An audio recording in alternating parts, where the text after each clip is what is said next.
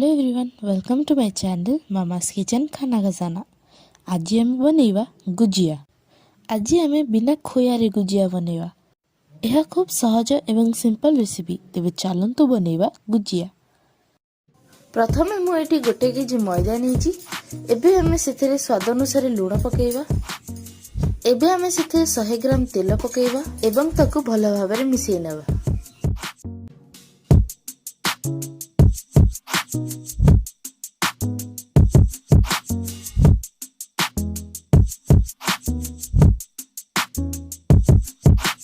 एबे हमें ताकू मुठा कर देखिबा मैदा खास्ता हेछि कि नै। मैदा ठीक भाबरे खास्ता हेछि। एबे हमें सेथरे अल्प अल्प पानी दे एक सॉफ्ट डो तैयारी करिया।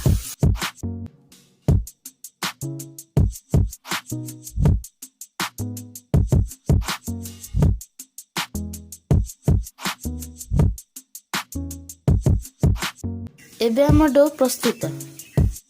एबे चलंतु प्रस्तुत करिया गुजिया ପାଇଁ पुरो।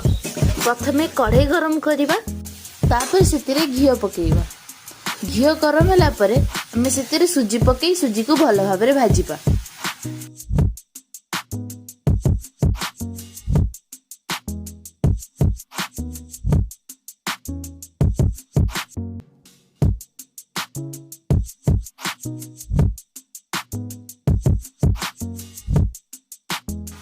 मु एठी किछि ड्राई फ्रूट्स रखिछि, हमें ताकू भी भाजी देबा। एबे हम सुजी भजा प्रस्तुत। मु एठी किछि गुजराती को गुंड कर रखिछि। एठी चीनी को पाउडर कर रखिछि, नडिया कोरे रखिछि एवं ड्राई फ्रूट्स को भाजी रखिछि। एबे गोटे बाउल रे हमें सब को मिसै दबा। सुजी दिरे हमें अमूल पकेइबा। तापरे कोरे रखितबा नडिया को पकेइबा एवं ताको भलो भाबरे मिसैबा।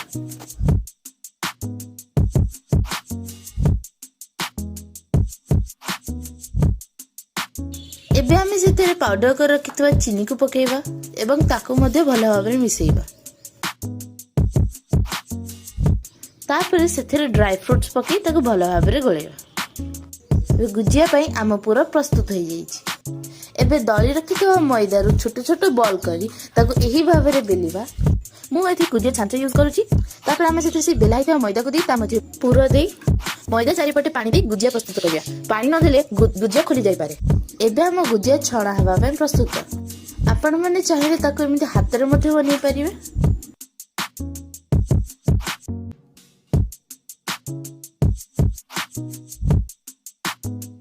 एबे हमें गुजिया गुडी को धीर आंच रे छाड़ीबा। एबे हम गुजिया प्रस्तुत। आपण माने ठीक एही परि भाबरे बिना खोयार मध्ये गुजिया तैयारी करि परिबे।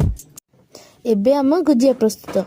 जदि आपण वीडियोटी भल लागिथिबो तेबे ताको लाइक शेयर आ हम चैनल को सब्सक्राइब निश्चय करिवे। धन्यवाद।